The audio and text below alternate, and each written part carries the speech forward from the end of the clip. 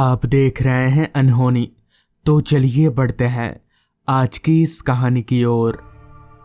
बस किसी बैलगाड़ी से भी धीरे चल रही थी, कारण रास्ता इतना खराब था कि हर 5-10 सेकंड में झटके लग रहे थे, जैसे बस रोड पर ना चलकर किसी बीहड़ में चल रही हो। बस में सवार कुछ मुसाफिर सोने की कोशिश कर रहे थे तो वही कुछ सो चुके थे, मगर मैं सबसे अलग था।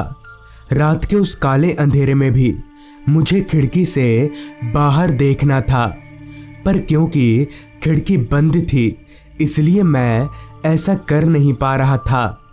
खैर, मैंने सोचा वैसे भी बाहर अंधेरा बहुत है, खिड़की खोलकर भी कोई फायदा नहीं होगा। सुस्त रफ्तार से बस अभी चल ही रही थी कि तभी एक तेज आवाज के साथ बस लुढ़कती हुई आगे जाकर रुक गई। बस को ऐसे रुकता देख सारे पैसेंजर हड़बड़ाकर उठ गए।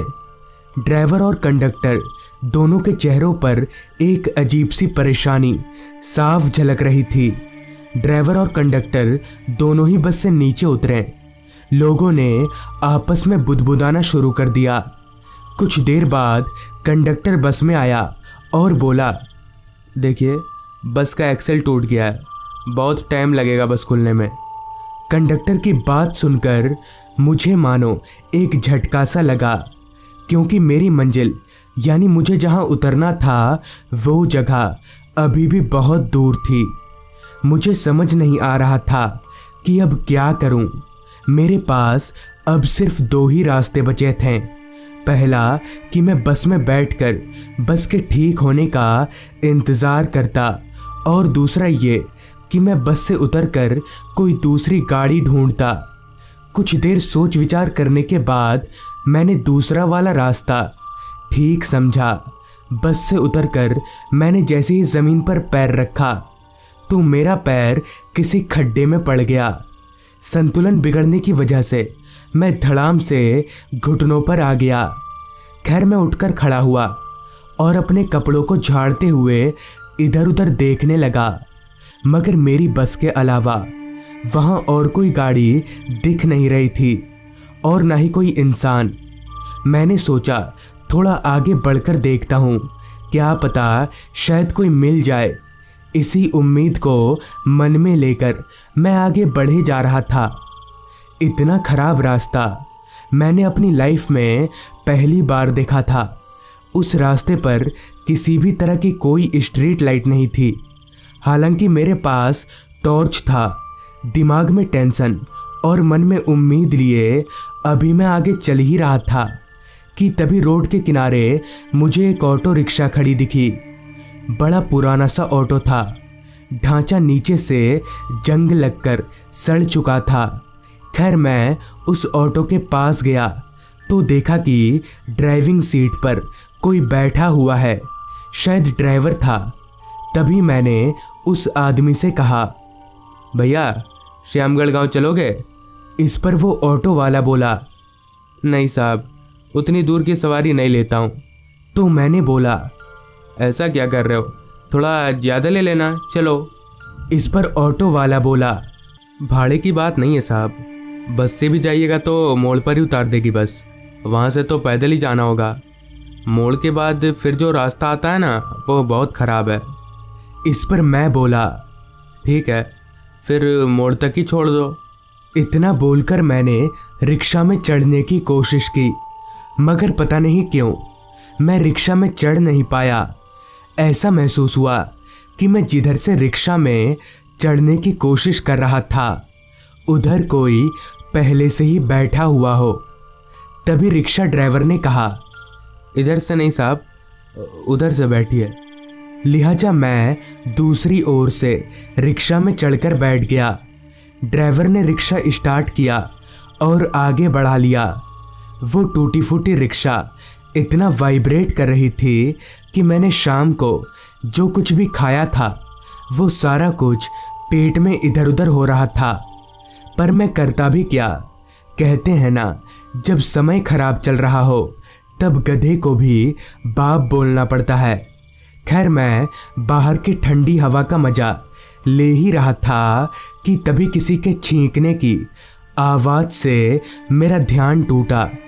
लेकिन ड्राइवर नहीं छींका था, क्योंकि मैं ठीक उसके पीछे ही बैठा था और उसे देख रहा था। इतने में ही कोई फिर से छींका, मगर इस बार मैंने उस आवाज़ को ध्यान से सुना। वो आवाज़ मेरे सामने से नहीं बल्कि बगल से आ रही थी। और उससे भी ज़्यादा हैरानी वाली बात तो ये थी कि मेरे बगल में कोई बैठा ही नहीं था। खैर मैंने इसे अपने मन का वहम मानकर बात को हवा में उड़ा दिया।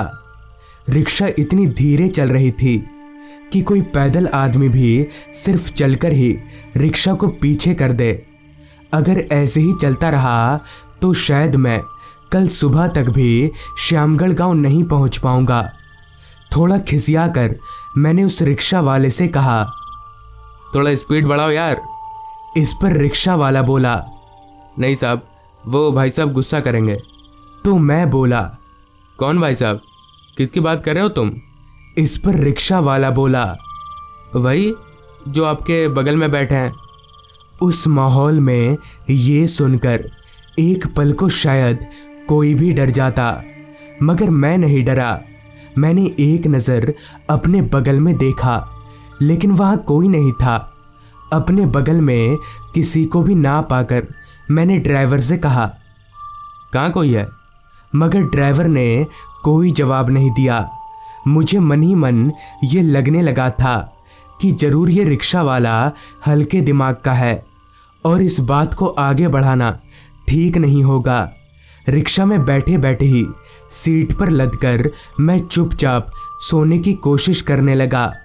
अभी मैं सोने की कोशिश कर ही रहा था कि तभी मुझे ऐसा महसूस होने लगा जैसे कोई बार बार मेरे कान के पास आकर कुछ बोल रहा हो, मगर क्या ये समझ नहीं आ रहा था। मैंने आँख खोलकर देखा तो फिर वही, मेरे सिवा कोई नहीं था। मगर इतना सब महसूस करने के बाद भी इसे वहम मात्र का नाम देना मुझे ठीक नहीं लगा। तभी उस ड्राइवर ने ऑटो रोका और बोला, हाँ जी, उतर जाइए। मैंने आसपास देखा तो श्यामगढ़ गांव का मोड़ नहीं था।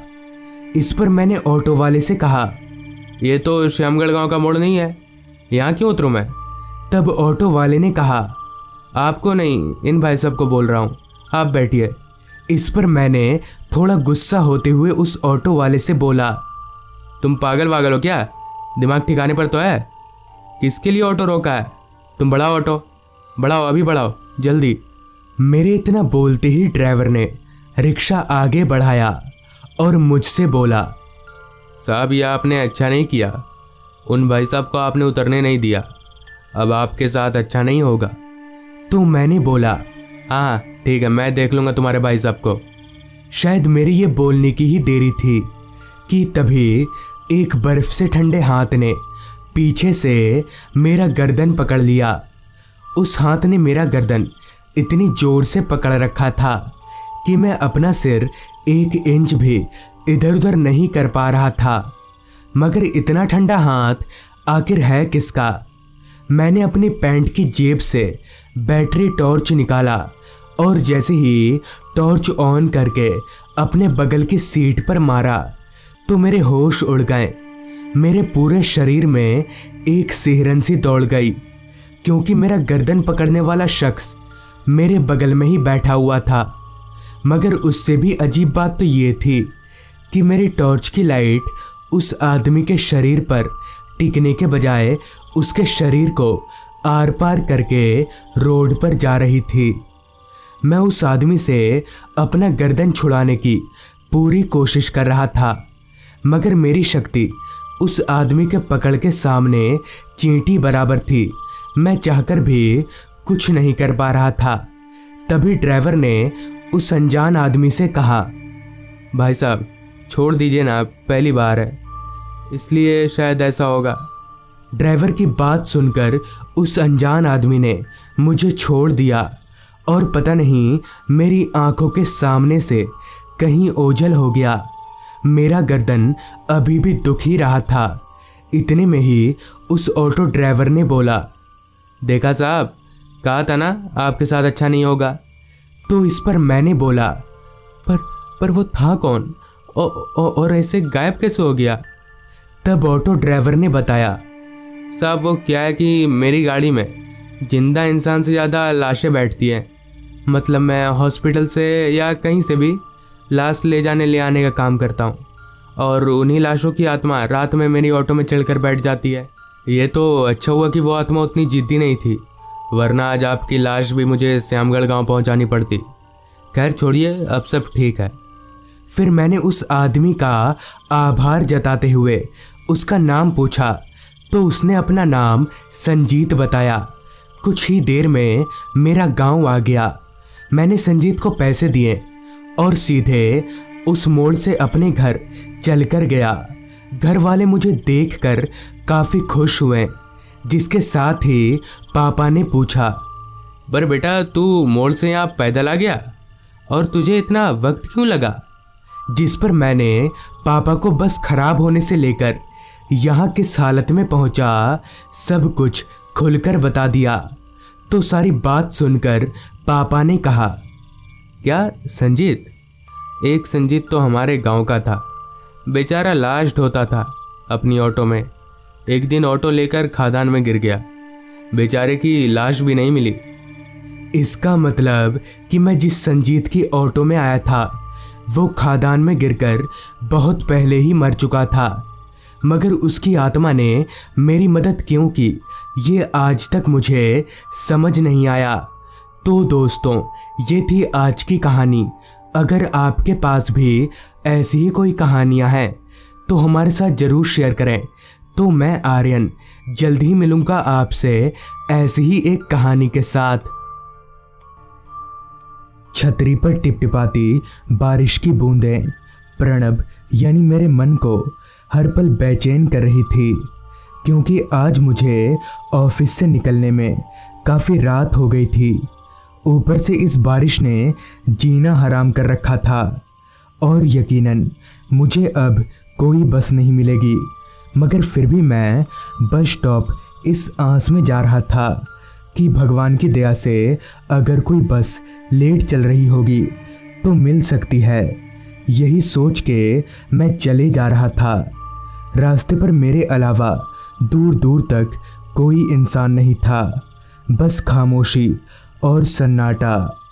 कुछ देर चलने के बाद मैं बस स्टॉप पर पहुंचा, लेकिन वहां पर भी खामोशी ने मेरा पीछा नहीं छोड़ा।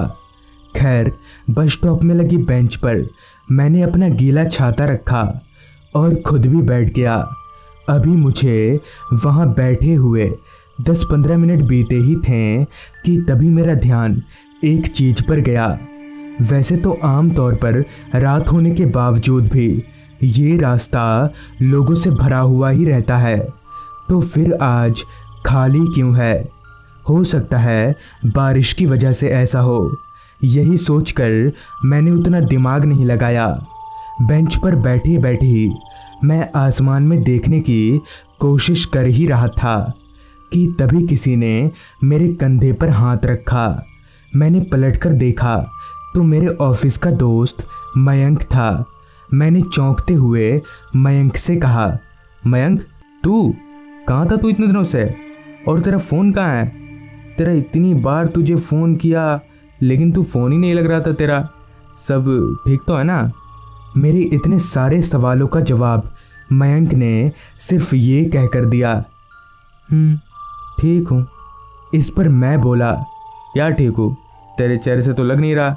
बैठ, बता क्या बात है। अभी मैंने इतना कहा ही था कि तभी एक बड़ी सी गाड़ी की हॉर्न सुनाई दी। जब मैंने उस आवाज़ की ओर मुड़कर देखा तो मैं हैरान रह गया, क्योंकि एक तेज रफ्तार बस हमारी ओर ही चली आ रही थी। तभी मयंक बोला, बस में चल, सब बताता हूँ। मयंक के इतना बोलते ही बस रुकी और हम दोनों बस में चढ़ने लगे। मेरे और मयंक के अलावा बस में तीसरा कोई पैसेंजर नहीं था। खैर, मैं और मयंक एक ही सीट पर बैठ गए। साथ ही साथ मैंने कहा, बोल क्या हुआ। इस पर मयंक ने बताना शुरू किया। बात कुछ दिन पहले की है। उस दिन मैं तेरी ही तरह ऑफिस से लेट निकला था। चलते चलते मैं बस स्टॉप पर पहुंचा। हालांकि बस मिलने की उम्मीद ना के बराबर थी, मगर फिर भी मैं बस स्टॉप पर जाकर बैठ गया।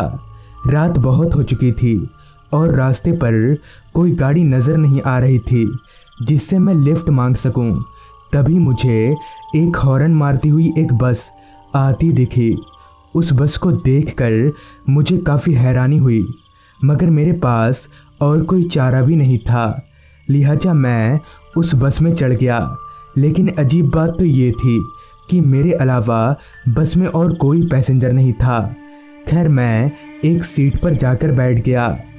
बस काफ़ी रफ्तार में रास्ते पर दौड़े जा रही थी, लेकिन अजीब बात तो ये थी, पूरा का पूरा रास्ता खाली होने के बावजूद भी पता नहीं क्यों ड्राइवर बार बार हॉर्न मारे जा रहा था और बस को भी बहुत तेज़ी से चला रहा था।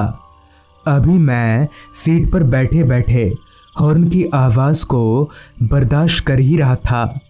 तभी मुझे ये एहसास हुआ कि इतनी तेज बस चलने के बावजूद भी बस के भीतर ज़रा भी हवा नहीं आ रही, जबकि बस की सारी खिड़कियां खुली हुई थी। मुझे कुछ समझ नहीं आ रहा था कि आखिर ऐसा क्यों हो रहा है। ऊपर से इन सारी परेशानियों के बीच बस का ड्राइवर हॉर्न बजा बजाकर बार बार सिर दर्द दे रहा था, जिसका जिक्र करते हुए मैंने कंडक्टर से कहा भी, ओ भाई ड्राइवर को बोलो ना बार बार हॉर्न नहीं बजाए। लेकिन इस पर कंडक्टर ने कोई जवाब नहीं दिया। कंडक्टर किसी भूत की तरह चुपचाप दरवाजे पर ही खड़ा रहा। मैंने एक दो बार और कंडक्टर को आवाज़ लगाया, मगर मेरी बात सुनकर भी उसने अनसुनी कर दी। फिर मैंने भी कुछ नहीं बोला और आंख बंद करके सीट पर ही पड़ा रहा। मगर उस वक्त मेरा शरीर इतना थका हुआ था कि मुझे सच में नींद आ गई। पता नहीं कितनी देर बाद, मगर जब मेरी आंख खुली तो मैंने खिड़की से बाहर देखा तो मेरा दिमाग सुन्न पड़ गया, क्योंकि बस उसी बस स्टॉप को पार कर रही थी जहां से मैं बस में बैठा था। मैं कंडक्टर पर चिल्लाने के लिए अभी मुड़ा ही था, तभी मैंने देखा कि थोड़ी देर पहले तक जो बस बिल्कुल खाली जा रही थी वो अब लोगों से खचाखच भरी पड़ी है। वो सभी पैसेंजर एकटक मुझे ही देखे जा रहे थे। मुझे थोड़ा अजीब तो लगा, मगर इसी बीच जब मैंने उन लोगों को ध्यान से देखा तो उनका शरीर पानी से चपचप गीला था। पर कैसे? क्योंकि उस वक्त जरा भी बारिश नहीं हो रही थी और बस में भीगने का तो कोई मतलब ही नहीं बनता। उन सभी लोगों की आंखों में एक अजीब सी चमक थी, जैसे उनके आंखों की जगह लाल रंग की बत्तियां चमक रही हो।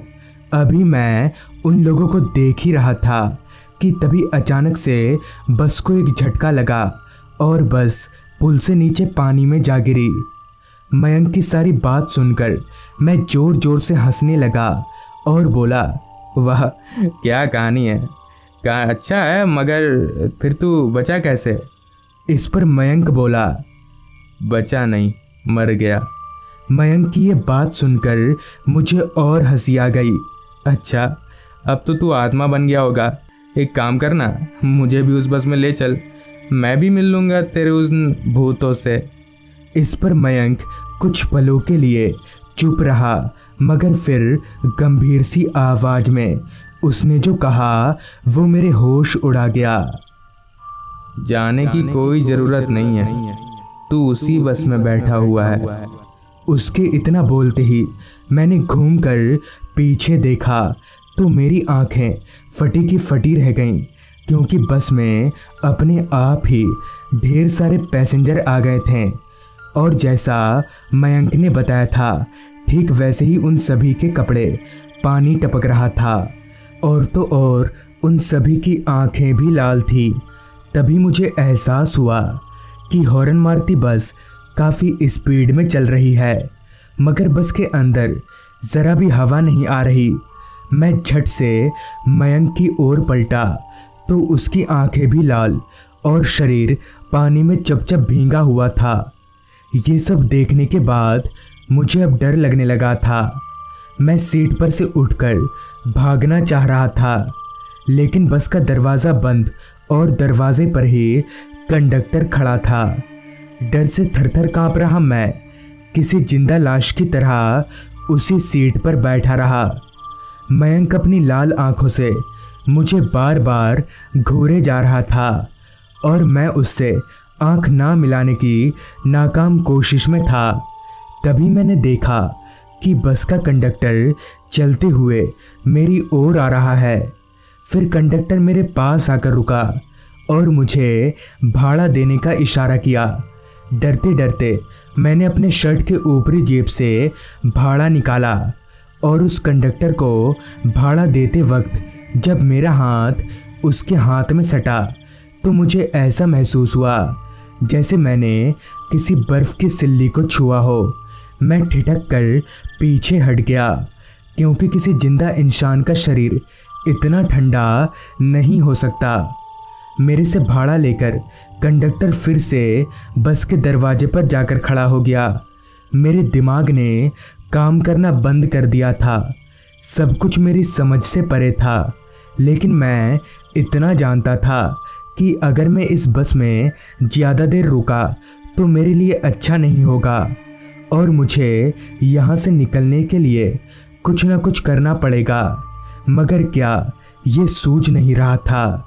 कुछ देर बाद मैं बहुत हिम्मत जुटाकर अपनी सीट पर से उठा और ड्राइवर को बस रोकने के लिए बोलने ही वाला था, तभी मैंने देखा कि ड्राइविंग सीट पर कोई ड्राइवर नहीं है। इसका मतलब बस अपने आप ही चले जा रही थी। मैंने ये मान लिया था कि अब कुछ नहीं हो सकता, मगर तभी बगल में बैठे मयंक ने मेरा एक हाथ पकड़ा और मुझे खींचकर बस के दरवाजे की ओर ले जाने लगा।